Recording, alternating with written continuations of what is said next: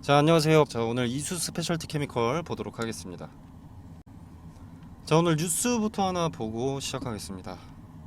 자, 중국 니오 신형 ES6에 업계 최초로 전고체 배터리를 탑재한다, 이런 뉴스가 나와 있는데요. 자, 7월부터 시장에 내놓는다고 되어 있습니다. 자, 주행거리는 930km 이렇게 알려져 있고요. 전고체 배터리는 상용화가 한참 멀었다, 매력이 없다라고 금양과 에코프로의 MSCI 지수 편입을 위한 소리를 냈던 박순혁 이사와 선대인 소장의 귓방명이 때리는 소리죠. 신이라도 된 양 누구 마음대로 2차전지의 미래의 정의를 내리는지는 모르겠습니다만, 전고체 배터리는 점점 가까워지고 있다라는 그 증명이 뉴스로 나온 거죠. 자, 그리고 한국과학기술연구원과 고려대의 공동연구팀이 고체 전해질을 값싸게 만든다, 비용을 절감하는 공정을 개발했다라는 뉴스 좀 기억하실 텐데, 자, 얘네가 그런 공정을 개발한다라는 것은 이수의 경쟁 상대가 되는 게 아닙니다. 자, 이수도 여기서 힌트를 얻는다거나 기술 이전 등을 통해서 고체 전해질의 가격을 낮추는 기술이 개발된다라는 거죠. 가격을 낮추는 기술 개발이 그 시기가 더 빨라진다는 겁니다. 뭐가 어찌됐건 전고체 배터리는 뭐 어떻게 됐던 황화 리튬이 필요합니다. 국내 대기업이자 글로벌 배터리 업계 순위권에 있는 3사 SK온, LG엔솔, 그리고 삼성 SDI죠. 자, 모두가 황화 물계를 기반으로 전고체 시대를 대비하고 있습니다. 자, LG 에너지 솔루션은 고분자기도 함께 연구하고 있습니다만, SK온과 삼성 SDI는 황화 물계에 올인을 하고 있습니다. 자, 고가인 황화 리튬 때문에 이수가 망한다? 말이 안 되는 거죠. 삼성 SDI, LG 에너지 솔루션, SK온의 계획이 무너진다라는 것인데, 그렇다는 것은 자, 대기업이 시장 경쟁력도 조사하지 않고 가능성도 연구하지 않고 막대한 자금을 쏟아붓겠습니까? 자, 그리고 전기차라면 대용량의 배터리 에너지가 필요할 텐데, 대용량 에너지를 전달할 수 있는 건 황화 리튬밖에 없습니다.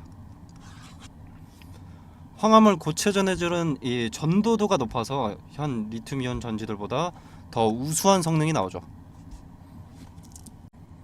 자, 기존 리튬이온 배터리와 비교해서 차세대 전지를 만드는데 성능이 뒤떨어지는 배터리를 만들 이유가 없죠. 경쟁력도 없는 거고. 출시하자마자 신차인데 성능이 떨어지면 어떻겠습니까?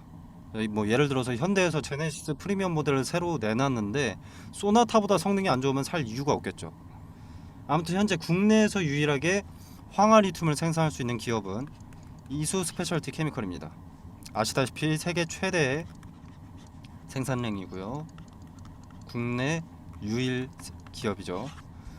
자, 지금 당장은 비싸더라도 이수 스페셜티 케미컬에 접근을 할 수밖에 없다라는 겁니다. 자, 기존 리튬이온은 액체 전해질이기 때문에 분리막이라는 소재가 필요합니다. 자, 그러나 이 고체 전해질은 액체가 아니기 때문에 음극과 양극을 나눠 놓을 필요가 없는 거죠. 화재 위험성도 그래서 상당히 낮아지고요. 그리고 리튬이온은 외부 압력이라든가 온도에 취약합니다. 자, 여러분들 겨울에 좀 심하게 추우면 핸드폰도 배터리가 금방 다는 거 느껴보셨을 텐데, 갑자기 꺼지거나. 자, 기존 리튬이온 배터리는 자동차도 똑같다라는 거죠. 자, 배터리는 곧 주행거리입니다. 전기차의 심장이고요. 자, 근데 겨울이라고 예를 들어서 주행거리가 30%가 남았었는데 갑자기 10%가 되면 어떻겠습니까? 여간 불편한 게 아니죠. 자, 이 부분을 전고체는 해결할 수 있다는 겁니다. 그리고 가장 큰 장점 같은 경우에는 에너지 밀도가 높다는 건데, 똑같은 크기여도 충전 용량이 훨씬 크다는 거죠. 전고체는 현 리튬이온 배터리보다 이점이 너무나 많기 때문에 차세대 전지로 개발이 될 수밖에 없는 비전을 갖고 있습니다. 자, 그리고 많이들 불안해하시는 비용 관련해서, 자, 최근에 한국전자기술연구원의 인터뷰가 있었습니다. 그리고 그 내용 중에 이런 내용이 있습니다. 자, 전고체에서 가장 문제가 되는 것은 역시나 높은 가격이다. 자, 이 부분은 어떻게 해결될 것으로 전망하는가 라는 질문에, 자, 뭐라고 답을 내놨냐면, 자, 리튬과 황화리튬은 리튬 플러스 황이기 때문에 사실 비쌀 이유가 없다. 지금 비싼 이유는 산업적으로 아직 이 원료를 만드는 사람이 많이 없기 때문이고, 시약 수준으로만 쓰다 보니까 가격이 말도 안 되게 비싼 것이다. 산업 발전에 앞으로 수요가 많아졌으니까 앞으로 업계에서 많이 만들겠다라고 하면 가격은 상당히 낮출 수 있다. 즉 원료 값이 비싼 거지 계속 비쌀 원재료가 아니다. 대량 생산이 되는 순간 당연히 가격은 떨어지고 대량 생산도 쉽게 할 수 있다. 그리고 지금 국내에도 그런 원료를 개발하려는 업체가 한두 군데 있다. 자, 여기서도 중요한 내용이 나오는 거죠. 시장이 원한다면 언제든지 가격은 줄일 수가 있다. 가장 문제가 되던 비싼 가격은 낮출 수 있기 때문에, 비싸서 문제가 되는 것은 시제품 단계인 지금일 뿐이다 라는 것이 큰 힌트가 되는 겁니다. 자, 아시다시피 황화리튬은 이수가 가장 많이 국내 유일하게 생산을 할 수 있습니다. 이수에서도 비싼 가격이 시장 경쟁력을 깎아 먹는다는 것을 인지하고 있을 겁니다. 당연히 가격을 낮출 방법을 모색하고 있겠죠. 어쩌면 걱정할 필요도 없이 가격을 낮출 방법이 이미 마련되어 있을 수도 있습니다. 황화리튬에 있어서는 국내 유일, 세계 최대의 기업이니까요. 이제 시작하는 기업보다 이미 세계 1위의 기업이 더 빨리 경쟁력에서 압도할 수 있는 건 당연한 이치 아니겠습니까? 자, 그리고 이수 같은 경우에는 대량 생산의 기반이 이미 어느 정도 갇혀 있는 기업이죠. 자, 그리고 이수 스페셜티 케미컬은 오래전부터 황을 연구해왔습니다. 다뤄왔고, 이수는 그 역사가 깊죠. 자, 전고체 배터리가 또 하나 문제되는 게 공정 가격인데, 이 황화물계 고체 전해질의 가장 큰 단점이 수분에 취약한 부분이라고 합니다. 수분. 대기 중에 수분과 만나서 반응하면서 성능이 저하되는 거죠. 그리고 반응할 때 황화수소라는 가스가 나오는데, 이수는 이 황을 오래전부터 다뤄왔기 때문에 이 분야 최고, 황화수소를 다루는 최고가 이수라는 겁니다. 자, TDM이라고 합니다. 정밀화학에서 주 생산품 중 하나인데, 이 TDM은 우리가 잘 아는 합성세제,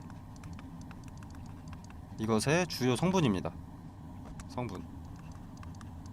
이 TDM은 이제 원유에서 추출한 등유에서 노말 파라핀을 만들 때 발생하는 황화수소, 이것을 프로필렌 테트라머와 반응시켜서 TDM을 만든다고 합니다. 자, 이때 인체에 해로운 황화수소가 발생하는데, 이 이수는 오랜 시간 동안 이 황화수소 다루는 기술을 습득을 하고 이것을 억제하는 기술을 개발을 했습니다. 이때가 1997년입니다. 20년이 넘는 기간 동안 황을 다루는 기술과 노하우가 축적이 되어 있는 거죠. 황을 다루는 분야에서는 이수가 최고일 수밖에 없습니다. 그리고 이 기술을 바탕으로 2017년부터 18년 사이에 알칼리 금속인 리튬, 그리고 황을 결합해서 새로운 신제품을 개발하게 되는데, 이 신제품이 우리가 알고 있는 현재 이수 스페셜티컬의 최대 재료 Li2S 황화리튬입니다. 요 핵심 기술을 이수가 개발을 했기 때문에 2020년에 이 산업통상자원부가 주관하는 차세대 전기차 배터리 핵심 기술 개발, 이 제목으로 국책과제 참여를 했었죠. 그때 함께한 게 삼성 SDI죠. 가장 큰 단점으로 지적되던 가격을 낮추는 건 시간 문제일 뿐이고, 황을 다룰 수 있는 기업은 많지도 않고 다루는 기업들이 있다 해도 이 분야 최고의 기술을 가진 기업, 전 세계에서도 모르는 사람이 없는 삼성과 올인을 한 기업, 전고체 섹터 관련해서는 의심할 필요가 없다라는 겁니다. 자, 그러나 기업의 비전이 높다고 주가가 오르기만 하진 않습니다. 인적 분할 이후 많은 분들이 품절주다, 오르기만 할 것이다, 물량 간수해라 이러다가 이제 깨닫고 대응하기 시작하는데, 대응은 미리 준비를 하는 겁니다. 어떤 상황이 닥치자마자 매도 또는 매수할 수 있는 준비를 미리 하는 거죠. 여러분도 섹터 대장주고 유통 주식수가 적은 품절주지만 기간 조정과 가격 조정을 거치는 것을 직접 몸소 겪으셨습니다. 가만히 들고 있다고 능사가 아니라는 거죠. 자, 여기에 팔고 여기에 사야 나중에 수익이 커지는 거지. 넣어놓고 무대응으로 일관할 바에는 금리가 최고조인 지금 예금이나 적금을 넣는 것이 낫다라는 거죠. 자, 제가 꾸준히 이수 스페셜티 케미컬 영상 올리는 거 아시는 분은 아실 텐데, 제가 이번에 카톡방을 개설했습니다. 자, 상단에 전화번호 이수라고 문자 메시지 남겨주시면 카톡방 초대 드릴 텐데, 자, 여기서 미리 대응을 준비하실 수 있도록 대응에 힌트가 되는 부분들 빠짐없이 말씀드리고 매도가도 말씀드리도록 하겠습니다. 자, 그리고 매도 타점을 잡은 근거 자세하게 설명드리도록 하겠습니다. 자, 같은 실수를 반복해서는 안 되겠죠. 자, 고점에 매도할 수 있는 요 근거 들어라도 보시길 바라겠습니다. 자, 그리고 투경 관련해서 제가 오늘은 상관없는 날, 보통 투경 해제나 투경 지정 등이나 해당하지 않는 날이 있다고 했습니다. 자, 보시면 최초 판단일은 7월 20일이다 이렇게 되어 있죠. 자, 19일은 상관이 없는 날이다. 자, 이런 날은 보통 오릅니다. 자, 투경 재지정에서 자유로운 날이기 때문에 오늘은 상승하는 그림이 보통 나와주는데, 제가 저번에도 똑같은 내용으로 어느 날 급등하는지 말씀드렸고 여지없이 상승을 했었죠. 자, 근데 내일부터는 이제 재지정 여부에 영향을 받는 날짜, 최초 판단일이 되기 때문에 장초 주춤하는 모습을 보일 수가 있습니다. 제가 지금 드리고 싶은 말씀은, 지금 7거래일 연속 상승하고 있다고 이제 다시 날아가나 보다, 또 이렇게 안일하게 생각하고 무대응으로 일관하지 말라는 겁니다. 제가 무조건 팔아라 이 말을 하는 게 아닙니다. 근거 없는 하락에는 매수해도 되는 자리인지, 마찬가지로 매수의 근거를 찾아서 물량을 더하고, 장기적으로 봤을 때 기업의 가치가 높지만 단기적으로 조정을 받을 요 흔적이 보인다면 분할 매도로 수익부터 챙기라는 겁니다. 돈은 돈대로 벌어가면서 물량은 간수하라는 거죠. 그리고 또 조정의 근거를 찾았다, 여기서 또 이렇게 조정의 근거를 찾았다 하면 여기서 또 물량을 더하라는 겁니다. 저는 이수 스페셜티 케미컬은 위험합니다 이런 말을 하는 게 아닙니다. 조정이 기회가 되는 높은 가치를 지닌 기업이니까 갖고 가는 과정 중에 중간중간 수익을 내가면서 가져가라는 겁니다. 가만히 무대응으로 일관하지 마시고, 자, 이때 필요한 것은 분할을 전제로 매매하는 겁니다. 이건 귀찮아도 필수입니다. 매수든 매도든. 우량한 기업일수록 분할을 전제로 매매하면 수익률과 안정성이 높아집니다. 자, 상단에 전화번호 이수라고 두 글자 문자 메시지로 남겨 놓으시면 제가 아까 말씀드린 대로 카톡방 초대 드릴 거고요. 여기서 분할 매수 타점, 분할 매도 타점 말씀드리고 각각 타점에 대한 근거와 자료들을 제시할 겁니다. 꼭 제가 말씀드린 매수가, 매도가에 매매하실 필요는 없습니다. 그죠? 이것도 참고사항일 뿐입니다. 자, 그러나 이 근거와 자료를 토대로 직접 매매를 하셔도 좋다라는 거죠. 혹은 지켜만 보셔도 됩니다. 자, 그리고 뭐 제가 카톡방 초대한다고 해서 뭐 돈 달라 그런 거 없습니다.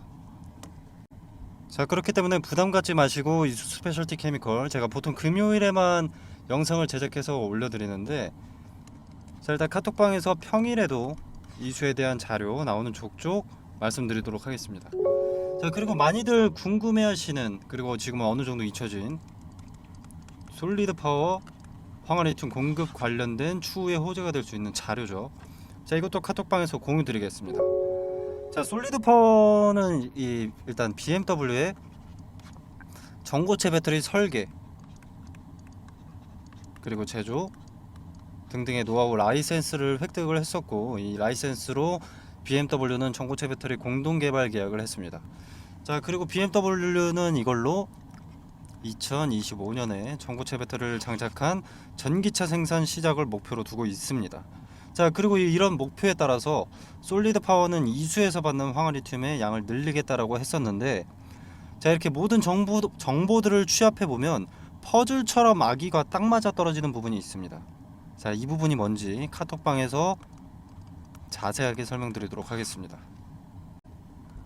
자, 그리고 매번 드리는 말씀이죠. 주식 투자에 있어서 수익을 불리는 대표적인 방법, 분할을 전제로 매매하는 것과 또 하나 분산 투자입니다.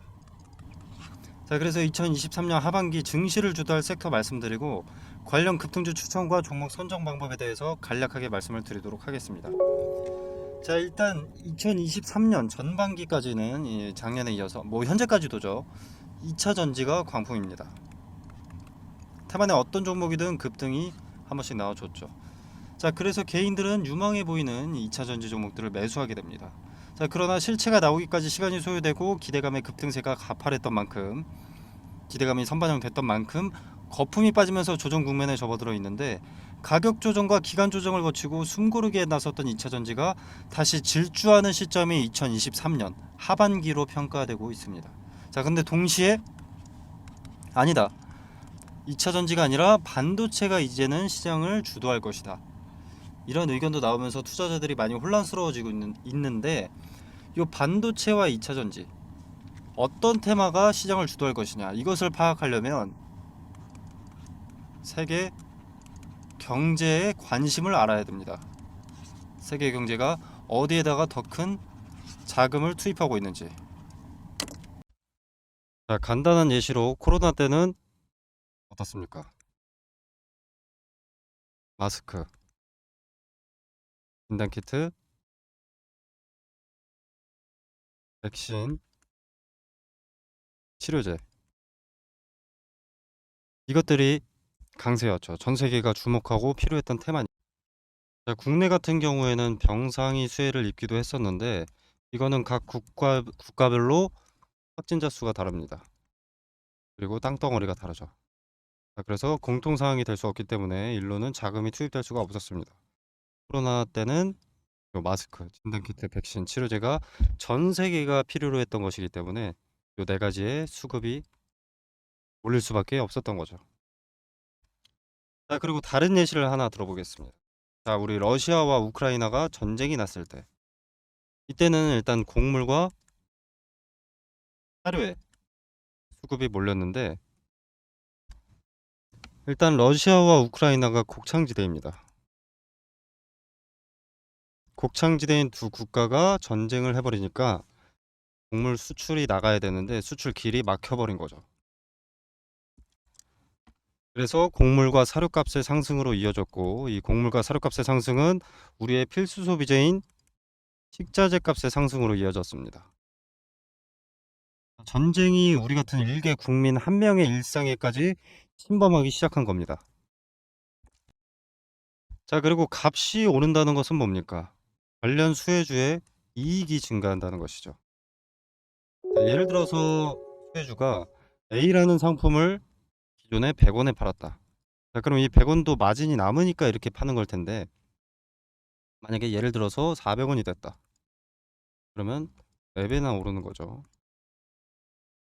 자, 이렇게 이익이 오른다는 것은 뭡니까? 자, 뭐 파이프라인 확장으로 뭐 재료가 추가된다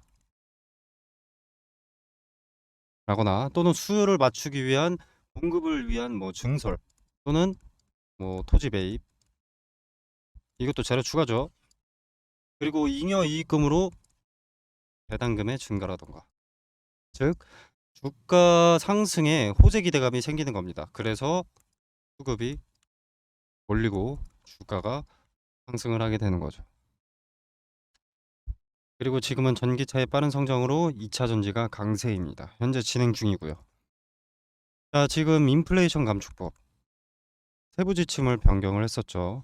원래 세부 지침이 변경되기 전에 인플레 감축법이 뭐였냐면, 중국에서 뭔가를 만들기 위해서 광물을 들여온다. 그럼 너네 전기차 보조금 지원 못 해준다, 이거였습니다. 근데 세부 지침이 변경되면서 뭐 중국이나 인도네시아에서 광물을 받는 것까지는 오케이. 대신 FTA 체결국에서 50% 이상 가공을 해라.